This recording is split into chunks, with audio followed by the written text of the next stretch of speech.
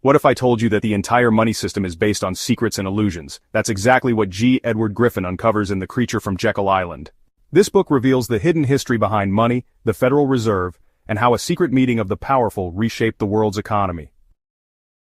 Let's start at the beginning, how money came to exist. Long ago, people didn't use money, they traded goods instead. For example, someone might trade a cow for some grain.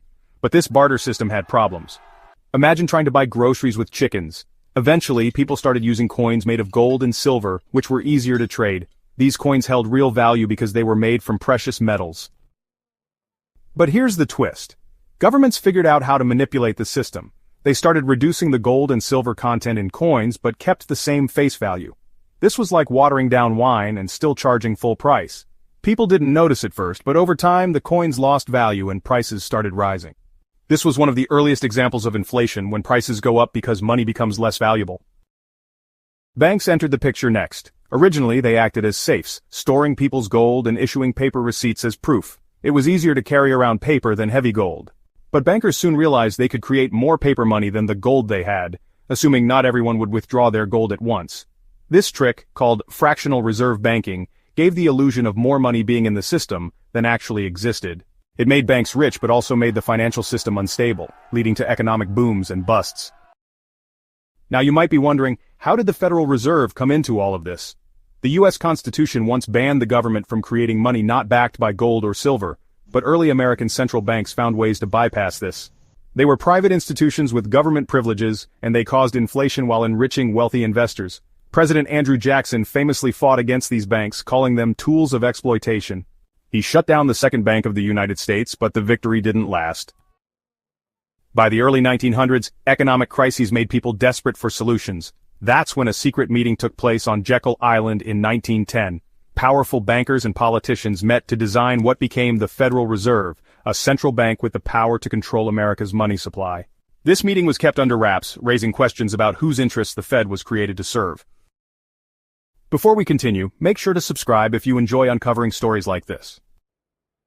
Griffin explains that the Federal Reserve works through a process he calls the Mandrake Mechanism. It's almost like magic. Here's how it works. The government needs money, so it issues bonds to borrow it. The Federal Reserve buys these bonds but doesn't use existing money. Instead, it creates new money out of thin air, digitally adding numbers to accounts. This increases the amount of money in the economy. But when there's more money without more goods to buy, prices go up. That's inflation. So who benefits? Griffin argues that this system is designed to protect the wealthy and powerful. For example, when large banks make risky investments and fail, the Federal Reserve steps in to bail them out. On the surface, this seems like a good thing. But guess who pays for these bailouts?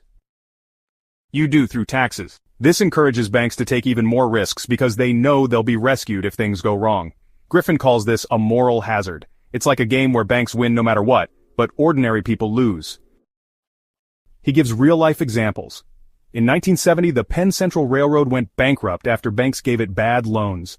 Instead of letting the banks face the consequences, the government bailed out the railroad using taxpayer money.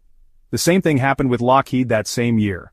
These bailouts have happened repeatedly, including the massive savings and loan crisis in the 1980s, which cost taxpayers hundreds of billions of dollars. But Griffin doesn't stop there. He connects the dots to a global system of control. Institutions like the International Monetary Fund or IMF and the World Bank, which claim to help developing countries, often push policies that benefit powerful financial interests.